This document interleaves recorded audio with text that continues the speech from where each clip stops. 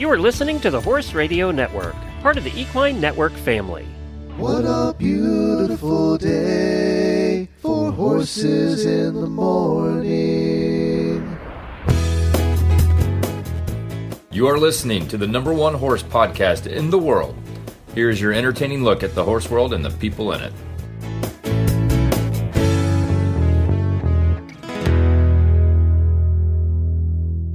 I'm Glenn the Geek from Ocala, Florida. And I am Allison Rehnborg in Murfreesboro, Tennessee, and you are listening to the monthly Equine Affaire episode of Horses in the Morning on the Horse Radio Network for May 15th. This episode is brought to you by Equine Affaire. Good morning, Horse World. It's the third Thursday of the month. That means it's time for the Equine Affaire episode, North America's premier equine expo and equestrian gathering. Well, it's so exciting to be back with another Equine Affaire episode. And I normally would, you've been to HP a couple times. You're not going this year though, right? Oh, you bring up a sad thing. No, not this year. I have been, 4 times, and I love it. I think the last time I missed was I was having my baby. But yeah, not this year. Well, I'm flying there today. So I'm flying into Dallas, and I will represent, okay? Good, please. All right. I'll let you know if anything exciting happens. So yes, I'll be tuned to Facebook watching. So those that don't know, that's American Horse Publications. It's all the journalists from the horse world and people like me get together and we have a good time and learn some things. And I'm on a panel this year with Lisa Wysocki, ironically. Yes. About interviewing guests. So it was funny. It's something you know a little bit about. Yeah, a little bit. They wrote to me and said, do you want to do this panel? We kind of think you'd be good at it. And we had just figured out that we'd interviewed like over 6,000 people. And I said, yeah, I think I could probably handle that panel. I think you can. Yeah. This is a thought I had. 6,000 people. So can you categorize people now in your head?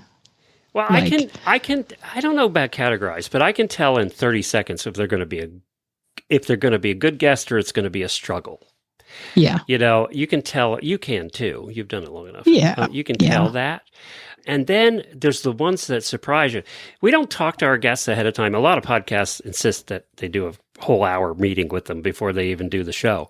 And who has time for that? Yeah, we don't have time for that. And our guests wouldn't have time for that. No. So we don't do it. We've never done it. I kind of like the spontaneity of not doing it. Mm-hmm. And that means that we have to be better. So if the guest is nervous and we have a lot of nervous guests. So if we have the guest that's nervous, and I can understand coming on with you or I or Jamie and I especially, you're going to get a little nervous, but it's our job to help them through that. So, yes. So, I do it, that's the thing you read right away is, are they nervous and then our job is to help them overcome it in some way. Exactly. But who do we have today? Oh, well, no nervous guest today.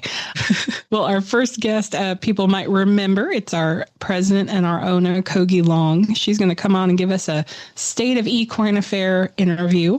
Oh, she's what we call an easy guest because we just get her started and she goes and she's fine. And she knows her job inside and out, which of course she does. Yeah, Coagi bought the company. I think I've told you guys this before. She bought it in 2018, but she has been a member of the company for many years before that. She kind of worked her way up. She had my job. I think she's worked in every department since she started with the company out of college. And then, so it was sort of a natural evolution that when Eugenia wanted to retire in 2018, Coagi stepped up and bought the company, and now she runs it. And so she knows everything about everything. She's just a tremendous resource. And so I'm excited to have her on the show today so you guys can hear straight from the horse's mouth, so to speak. Literally. Literally. And so that's going to be... She's Allison's direct boss, so I was told I had to be good today. Yes, you have to be good. No mouthing off. She's, Yeah, no, Cogi's the best. And so we are excited to have her on the show.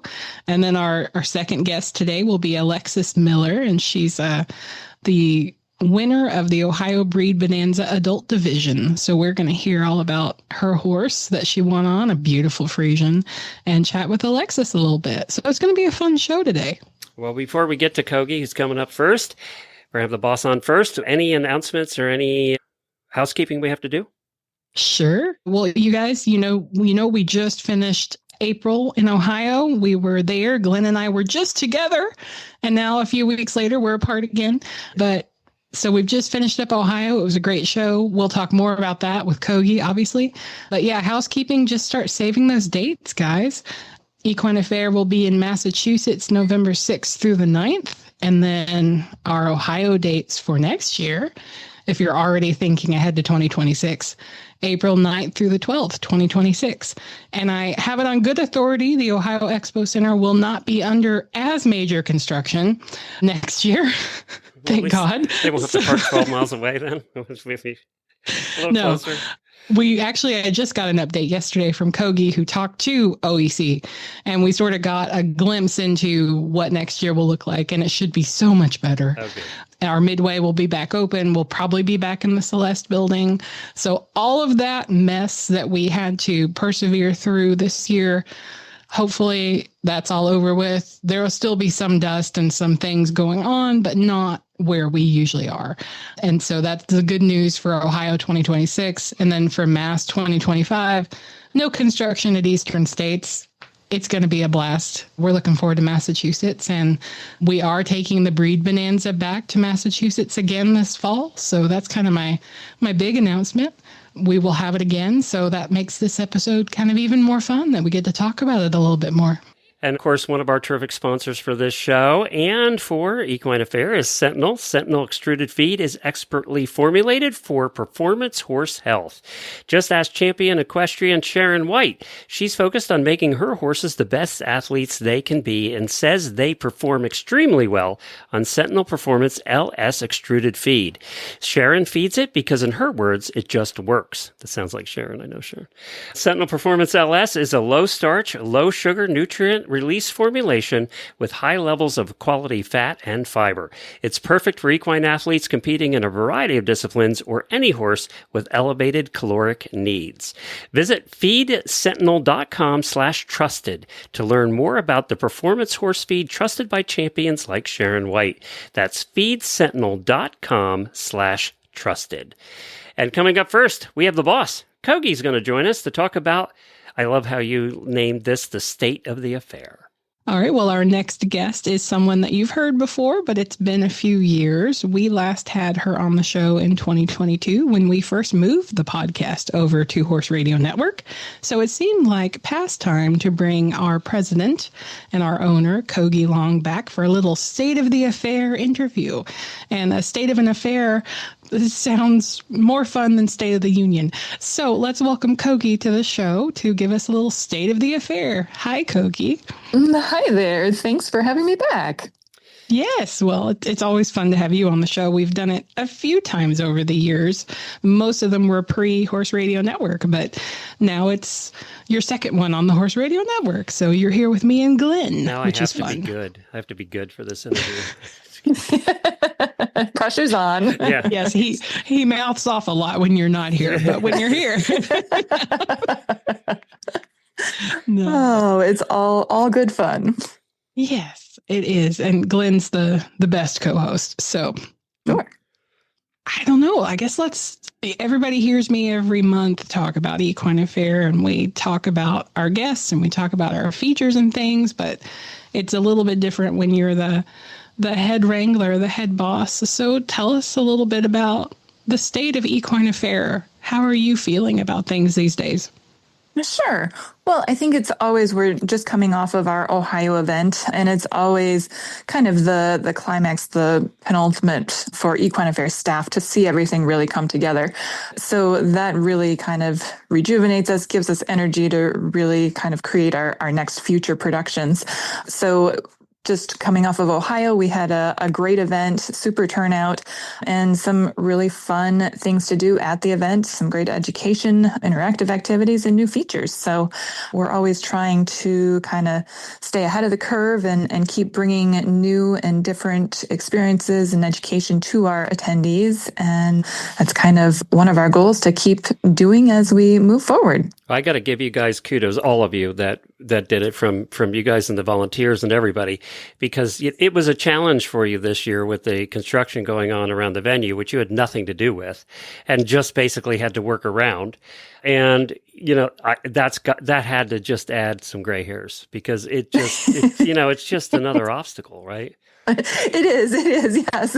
Producing an event in and of itself is an obstacle, number one. But when you do it, when you have a facility that is completely under construction, it does add a whole nother dimension to things. But we did it, we made it. I think our biggest hurdle was getting people in from the parking lot. Once we got them into the event, everything else kind of flowed, and everybody was there for Equine Affaire and had the Equine Affaire experience. So that was the Coagi. That was the only whining I heard this year. And I tend to hear things because listeners stop by, and I always ask, and I ask the vendors, and I know a lot of the vendors and things. So, but that was the only thing I heard, and I think they kind of got that. It's not, you don't own the place, right? So you're not doing the construction, right? So they kind of forgive you. Everybody's agitated a little bit, but then one of the things I saw with this one, and I always look for this, having been a retailer at one point in my life, I always look for the number of bags that people are carrying around. There were a lot of bags, and that's a good sign, right?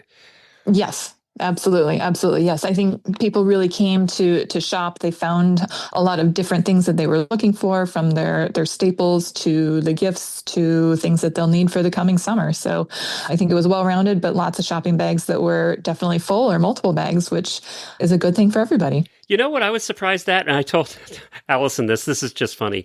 I saw the company. What's the company in the building that was across from us that had all of the stall mats, Allison? I forget the name of the LRP matting. Yes. Well, they had a truckload of mats there. And I just can't believe how many people came there to buy mats.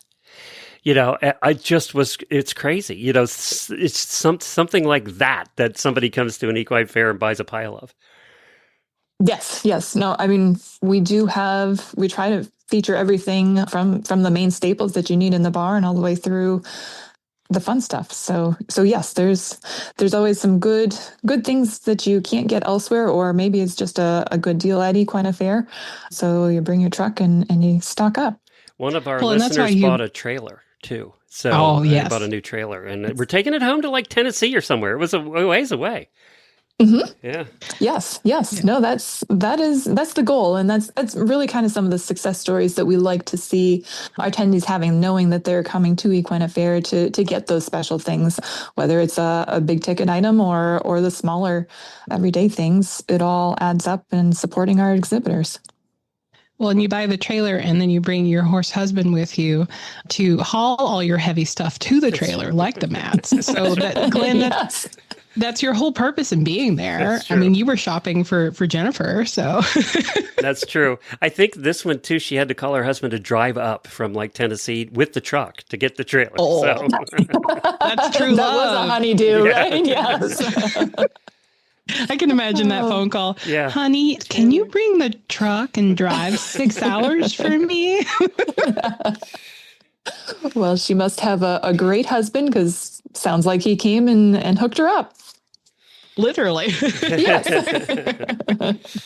Well, that's an easy drive, too. I've done it. I can say that. I would drive a trailer 6.5 hours for my honey, I guess. Of course, he would have to do it for me, not the other way around. But that's one of my favorite things. Glenn, you're looking for the bags. I'm looking for usually it's in pictures later. I'm looking for the husbands, the grandpas, the dads who are like carrying mounting blocks on their heads or anything heavy. They're usually dragging along behind their women. So that's always fun for me to see. So, Coagi, we had a new event this year, the Donkey Extravaganza, which I love donkeys, so I thought that was fun. But what do you think of that? What did you think of that? How did it go over? I think the Donkey Extravaganza was extremely popular. We kind of had a feeling that it would be going into the event based on kind of the excitement that we were seeing on our social media channels. But once we got there and people saw the donkeys in person, it was just kind of one of those things where who doesn't want to see a donkey up close and personal. So, and I also think everyone came away from it learning a lot more than they thought they were going to learn about donkeys or thought that there was to learn about donkeys. So with educational programming that really went all day, every day on anything from donkey welfare to how do you take care of a donkey versus a horse? What are their different needs?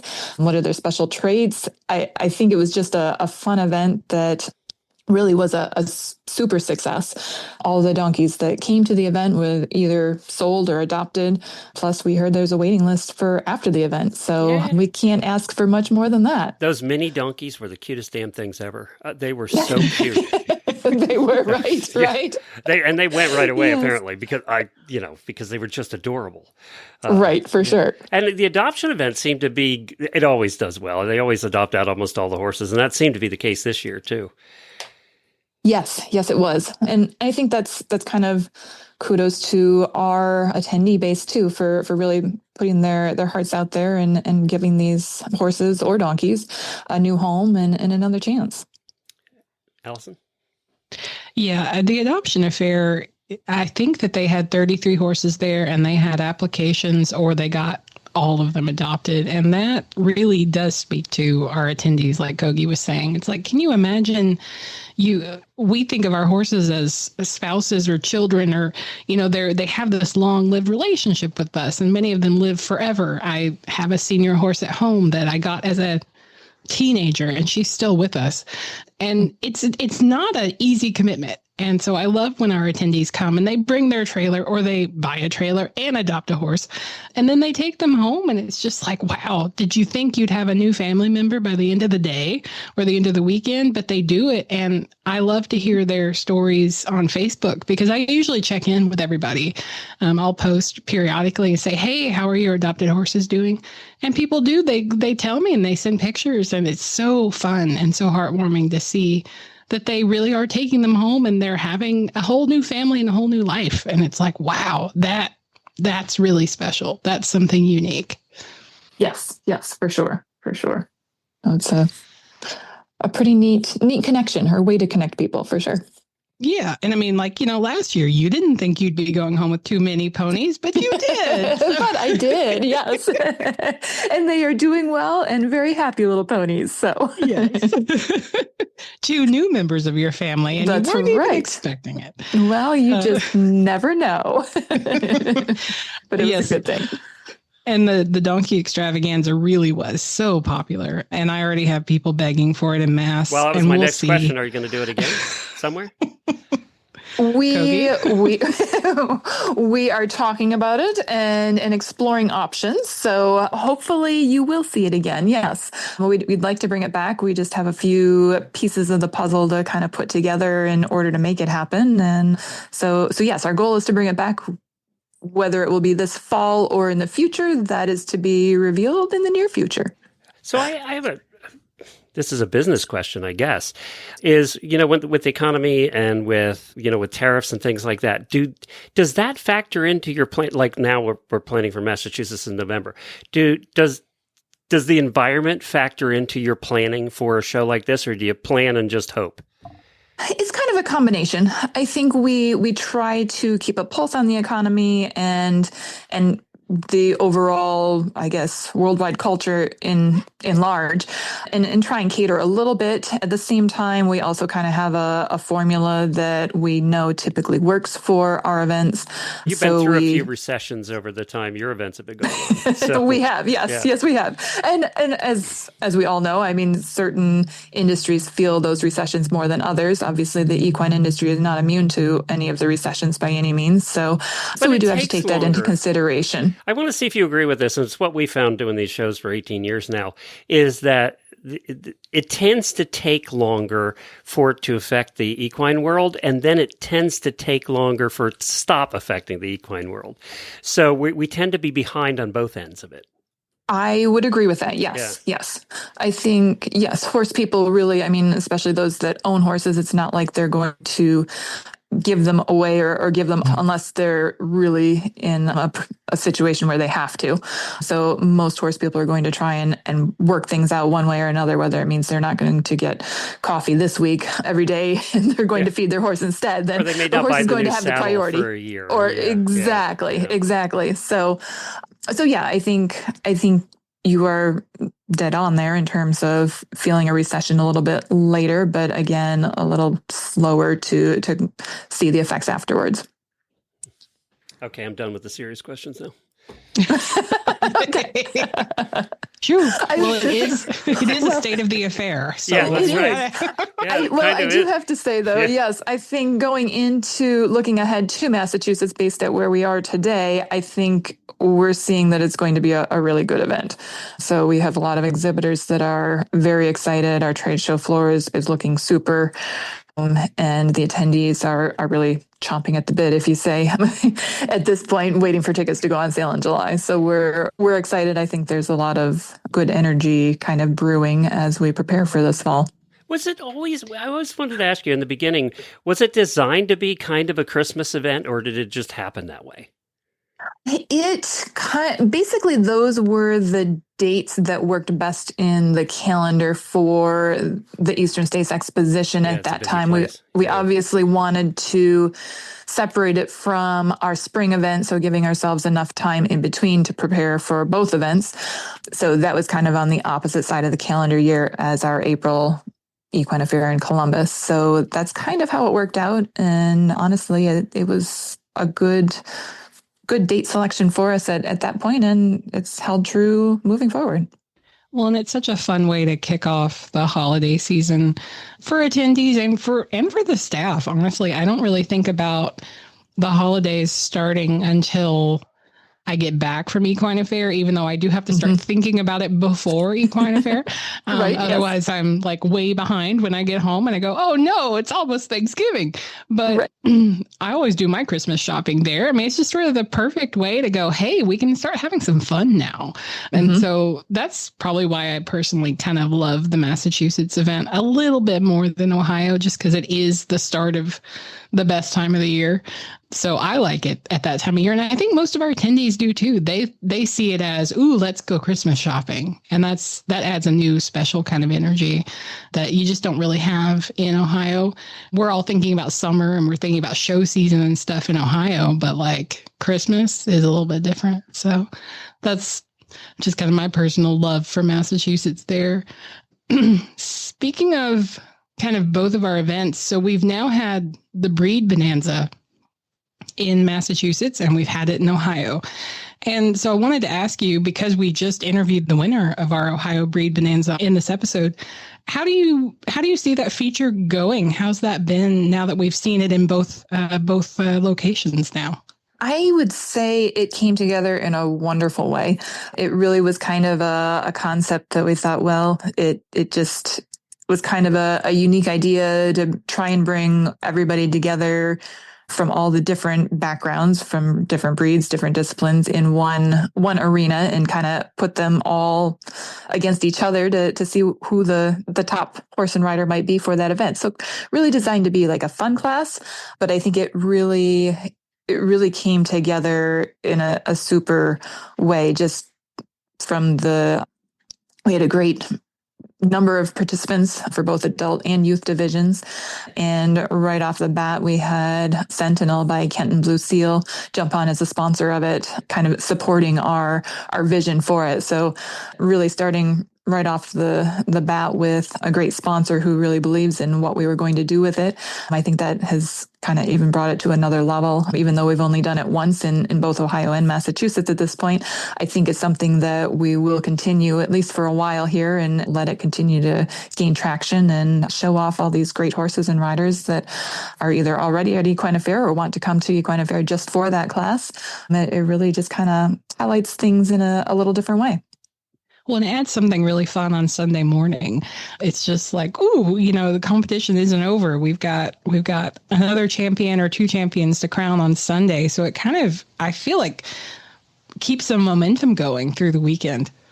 It does. Yes. It really gives us something to look forward to on Sunday as kind of the final day of the event, and really kind of neat to, like you said, crown the winners on Sunday as kind of the last component of the competitive side of Equine Affaire. So it's yeah, I think everyone was engaged. They were interested. They had fun. And I think it was another way to bring people together from all different types of backgrounds.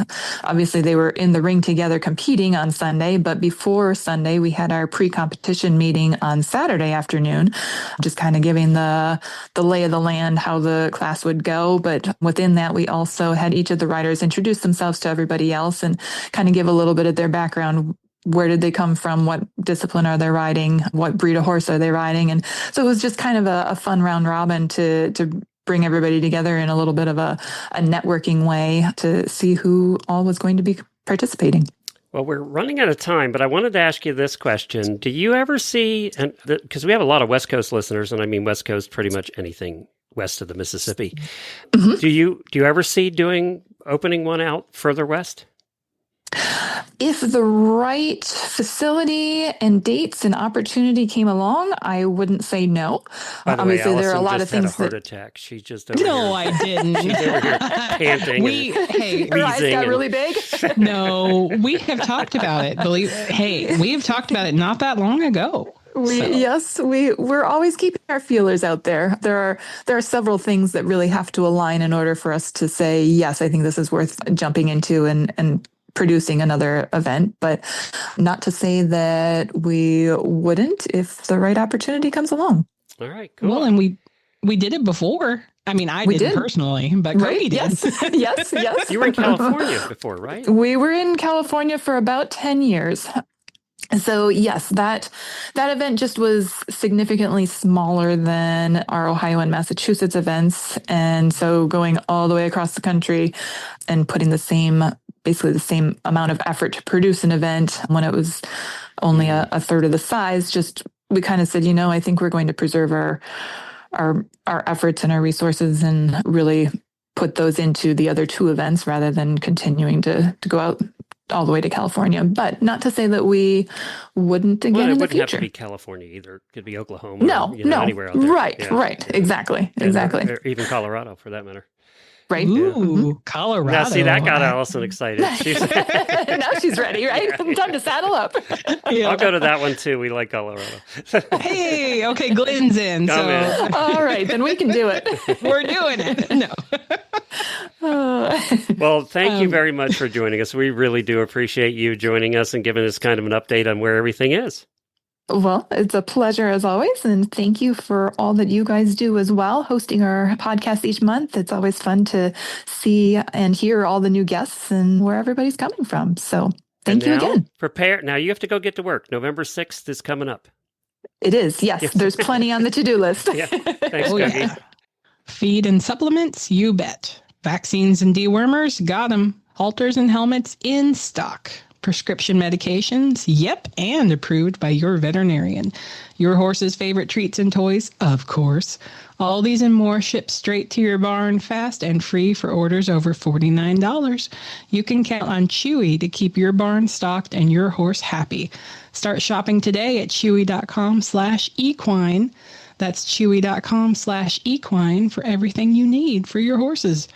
I got to get on Chewy, man. I haven't ordered anything from him yet. What's wrong with me? Jennifer just placed another large order yesterday. I noticed because I saw it pop up in the credit card statement. For both of us. No, but I do. I got to jump on that. Chewy is great. Well, and I have one of their boxes. We have a Chewy warehouse right here in Ocala. So a lot of times when you order the stuff, it could be here, it's definitely here the next day for sure. Yeah. That's nice. Yeah. That's nice.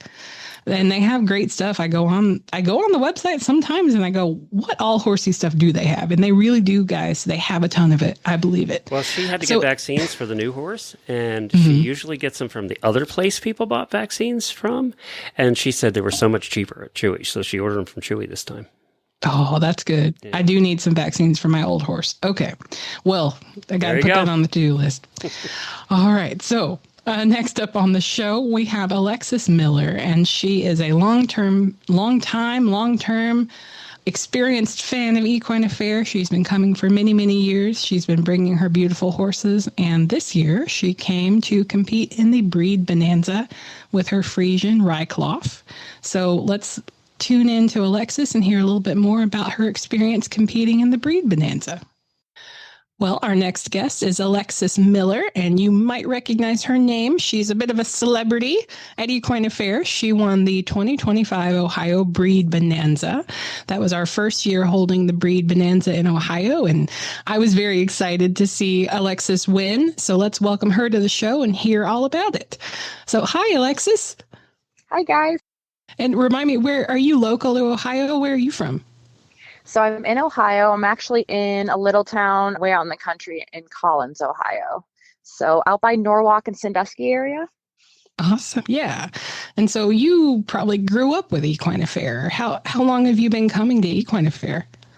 I mean, I've been coming to Equine Affaire probably since I was around like 9 or 10 years old. Wow. So yeah, I mean, it's been probably a good, 20 years or so. Oh, that's 15, 20 awesome. years. Yeah, that's awesome. So you know the history firsthand of our event. Yes. I definitely have seen it grow over the years. So Yeah, that's wonderful. So what inspired you to compete in the Breed Bonanza this year? What made you go, yeah, I'm going to do that? well, I was looking at the website and I first saw a posting over Facebook and it looked kind of interesting. Normally I do the clinics. I'll do the dressage clinics normally. Yeah. I've taken Kingsley to one or two of those in the past few years, but the Breed Bonanza looked a little different and it looked like something that would be fun, maybe a little bit more challenging for Kingsley and I. So we decided to kind of add that on. I knew we were going to go down for Expo anyways and bring him out and show him off with our other friends over at Miley's Friesians. So I decided to add on a little something extra for Sunday for us. Yeah. Well, thank you for doing that. And thank you for participating in Equine Affaire because Kingsley is stunning. Tell us about your horse. Tell us about Mr. Kingsley. Thank you. He is a big puppy dog. So Kingsley is a sweetheart. He loves people. He absolutely loves kids. So Equine Affaire has always kind of been a fun time just to kind of bring him down there and people get to, meet him. They get to learn more about the Friesian breed. And he's honestly a really great representation of the Friesian breed in personality, in looks, gaits. So he always has a blast coming down there and everything. And now we just kind of decided to, show him down there and get him into the Coliseum. I was really excited that the Breed Bonanza was in the Coliseum. I'd never actually ridden him in there before. So I was curious to see how he would do. Yeah, because I imagine it feels humongous standing at those end gates. Like I've only ever been on foot standing there. I've never ridden in it myself, but I stand there and I go, man, this feels massive. Yes. I've ridden other horses in there because I used to do U-Show and all different types of other shows there, but I've never taken him there. And he did quite well for it. So now, do you show him a lot? What do you guys do together most of the time outside of Equine Affaire? Yes. So he is in full-time training all the time with me. We ride dressage. So we compete through all USEF, USDF. We compete in rated shows all around the U.S. We go up and down the coast, basically. Well, anywhere. We actually just got back in March time. We were down in Florida for around 40 days doing winter training for a month of February. So we went down there. We got to train. Were you here in Ocala? We were in Wellington. Wellington. Okay. Wellington area there too. Yeah. So we were, riding the nice 80, 90 degree weather and training up really hard. And then we came back up to Ohio and it was still kind of cold.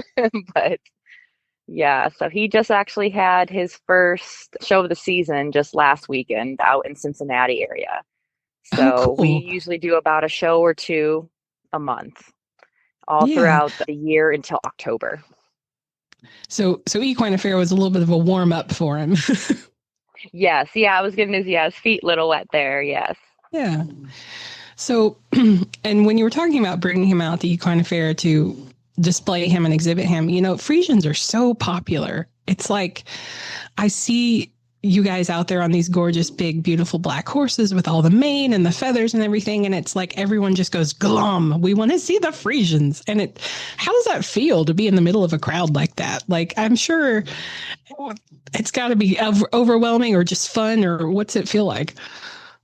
I think it's so much fun. It is so much fun to just go out there and show off. Kingsley, he absolutely loves to be, the center of attention. So it definitely works great in his favor too. I mean, he loves to kind of strut his stuff, and he gets very excited before we enter the ring when we go to events like this. So yeah, no, it's really, really fun. I think the most fun I have, though, especially with the breed expos, are when the little kids kind of come up and they see their dream horse for the first time in person.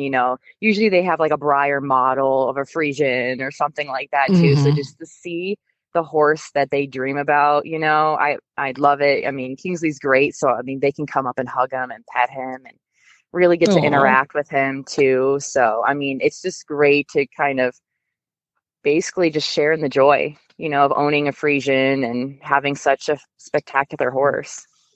Well, and how did you come to own Ryklof? Or Ryklof is his registered name. We were laughing about what a short registered name that is, but how did you come to own Kingsley? What got you into Friesians? So I actually kind of fell upon him. My mother actually had purchased him because that was her dream horse at first. Oh. And she just she had him for like about a year or so. And she kind of got out of the horse riding a little bit. And so he kind of sat there for a little bit. And I was like, I saw him and I was like, oh, well, I'd love to take him along. I have a couple other horses at home as well. And I mainly ride my Oldenburg gelding in dressage mainly too. So I was like, well, if you're not going to do anything with him, could I take him along and start him in dressage training? And so, yeah, I got really attached to him. We actually ended up, going into full training together and then showing some, and I eventually purchased him from her. So you didn't really steal your mom's horse, but you kind of stole your mom's horse. Kind of, sort of, yeah. She absolutely loves watching us and like goes out to the shows and stuff like that with us too and everything. So yeah, it was really funny how he ended up in my hands because I've always loved Friesians. They're beautiful horses. I just never thought to myself, oh yeah, I'm going to go off and, purchase one. But I will say, after owning him, I 100% understand why people are so addicted when it comes to this breed, because they're just the sweetest horses. And they're genuine. They have amazing personalities. They're beautiful, a little bit more upkeep than some horses with the manes and tails and feathers. Yeah. But definitely worth it. They make everything just enjoyable, whether you're, riding around in a parade, you're trail riding, or you're showing, or you're just riding around at home. So okay, but we know all horses have their quirk. Every horse has their quirk. What's his quirk? His quirk. So Kingsley, I would have to say for him, he does this really funny thing. So when he's on the cross ties, and sometimes he can definitely embarrass me sometimes with this too, but he loves to stick his tongue out, and he'll actually, he can basically curl his tongue all the way over to the side and almost, fully touch his cheek with it. So he does that. When I first got him too, and I started riding him, I was like, please don't do this while I ride. So he does not do it while we ride. But once you take that bridle off him, oh my gosh, he's like, his mouth is everywhere. He's opening things. He's very, very, very active with the mouth. Is he good at gaits and handles and stuff? So good. No. He's a magician. So. All of us have had one of those, and at times it's just a nightmare because they just you think, oh, I got to do the double lock thing because I got to, and you forget, and then they're out. It's like, oh yeah, he's really good. Yes, and he is the type too. If you leave something loose or something like that, he'll get himself out. He won't go anywhere else. I mean, he'll find you and come right up to you, but he wants to Oh, be by you. But yes, he's definitely an escape artist, and he's really, really good with his mouth there. It's like the electric fence horses, the ones that know the minute you turn the electric fence off for whatever reason, they know that minute that electric fence isn't on. They just know. Oh, yeah. sense it. It's like the raptors in Jurassic Park. Well, we're fine as long as they can't open doors. Yeah, exactly. Oh my Exactly. gosh. So did he waggle his tongue during the breed bonanza? I don't think I saw. Nope, he did great. Yeah, Good. he did great. So part of the appeal of the breed bonanza is, of course, that you're competing against other breeds. Like there might be other Friesians, but there might be quarter horses or Dales ponies or Icelandics, or I'm trying to think of what the most outlandish horse we had this year. But was that weird to you? Was that normal? What did you think of that experience going in with horses of all different shapes and colors? I thought it was really, really cool. So I thought it was really neat. When I first read up on, all the rules, I guess, and everything too, I was like, oh, how are they going to do this? They're judging, by gait, and then you got the riding style, and then the breed, for that as well too, along with the discipline. But it was really, really neat to kind of be in there with a lot of different breeds. I will say Kingsley's very used to in dressage. We just ride in the arena when we do our tests with one horse. Right. Yeah. So that was all by interesting. himself. Yeah. So that was really interesting too. I thought it would be kind of a cool experience for him to do more of a rail class, because he's never really done a rail class before. Okay. So that was kind of eye-opening for him to kind of go along, and there were other horses riding alongside him. So he's like, wait, I'm supposed to be the star. Who are these people?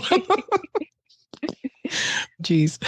And so your win was unanimous. I think you could get 14 or 15 possible points per judge, and like 2 judges gave you full points and 1 judge deducted 1 point. So, I mean, you were the highest score you could possibly get.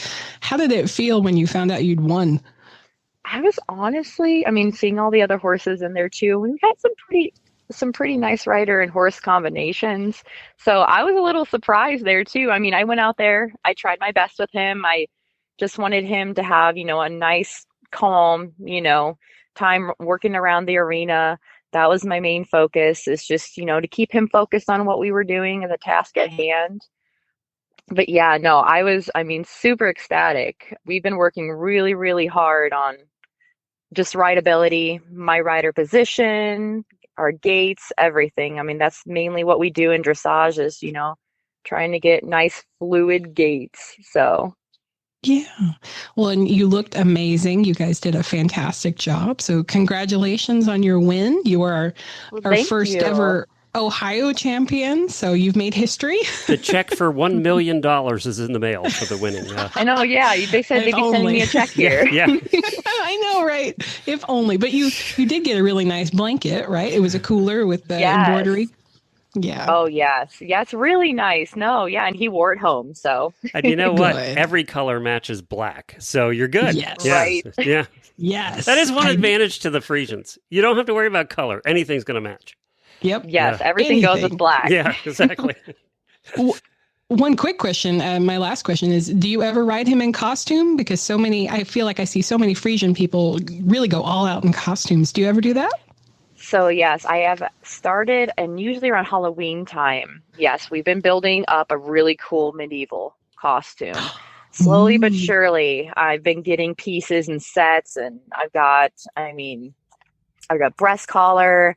I need to get a saddle, but I have my bridle set up already, and a lot of things that go into his mane and tooling. So every couple months, I usually gather another thing or two for our medieval set. Yeah. Cool. Oh, that's awesome. That's always my favorite when I see them all dressed up in medieval costume. It's so much fun to ride them around in the costume, for sure. He's done a couple parades, and he loves doing parades. So, yeah. Aw. All right. Well, congratulations again, and thanks for coming on to share about your win. Well, thank you guys. Well, that's going to wrap it up for today's show. Don't forget, Equine Affaire in Massachusetts, West Springfield, Massachusetts, November 6th through the 9th. For everybody in New England, Fantasia returns November 6th, 7th, and 8th, and tickets for both events go on sale July the 9th. I know a lot of you wait for that date. So July the 9th, we'll remind you again before it comes up. And they definitely want to follow probably your Facebook page is the best place to keep up to date. Yes, okay. Follow us on Facebook at Equine Affaire. Everything you see there comes pretty much straight from me. So if you're a big fan of me, no. But yeah, that is where all the latest news, that's where we do videos. That's where we do pictures. We do all that good fun stuff. And it's definitely where we'll announce about July 9th and tickets going on sale. Also, if you're not a member of our email list, you should get on that. You can sign up for the Equine Affaire email list and get reminders about all the good stuff, including applications for Ride with a Pro and the competitions and all that good stuff. You just go to our website, and I think you scroll down to the very bottom, and you can sign up there. And I did want to remind everybody that we do have a separate RSS feed, a separate podcast feed for the Equine Affaire podcast. I mean, you're part of Horses in the Morning feed, but if they just want the Equine Affaire, you can just search for Equine Affaire podcast in your podcast player, and then you can listen to all the past episodes, but that will be the only thing that populates that is this once-a-month episode. So check that out as well. And of course, Horses in the Morning is here 5 days a week.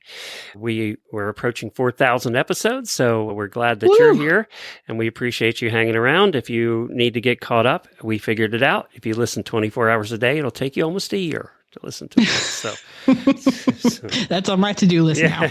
Listen straight for a year. Well, many people have said I fall asleep to your show, which I view as flattering because we're the last thing they think about during the day.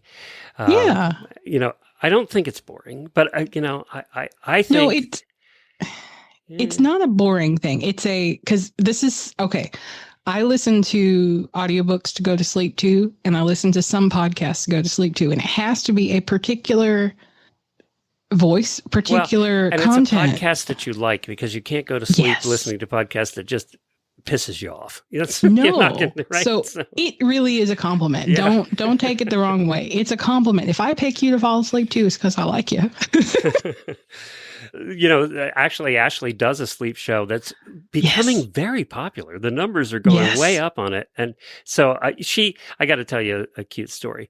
So Ashley's husband is in the military. He's Air Force. Mm-hmm. And he was in D.C. for meetings, and he met a guy, one of their old friends from a previous base. And the guy said, I fall asleep to your wife every night. And he was like, what? And he listens to sleep stories, not even a horse guy. Listens to sleep stories for equestrians and falls asleep to Ashley every night. She was so excited about that. That's adorable. Yeah, I know. So if you haven't listened to that one, Sleep Stories for Equestrians is what it's called. You'll find it on your podcast player. And she reads books, old horse books. And then, it puts you right to sleep. And she has this voice. She does her sleepy voice. So she does a good job with it. And she's a mom now, so she's got the sleepy. You got to have the sleepy voice. Yeah. You got to. And so now she's building up a treasure trove of things for her son to listen to. So she can just hit play and then go in the other room. That's it. Speaking of that, we're at the end of the show. We can talk about this. I follow you, of course, on Facebook. And for some reason, Facebook shows me all your posts. You know how they don't show you 90% of your friends' posts, right?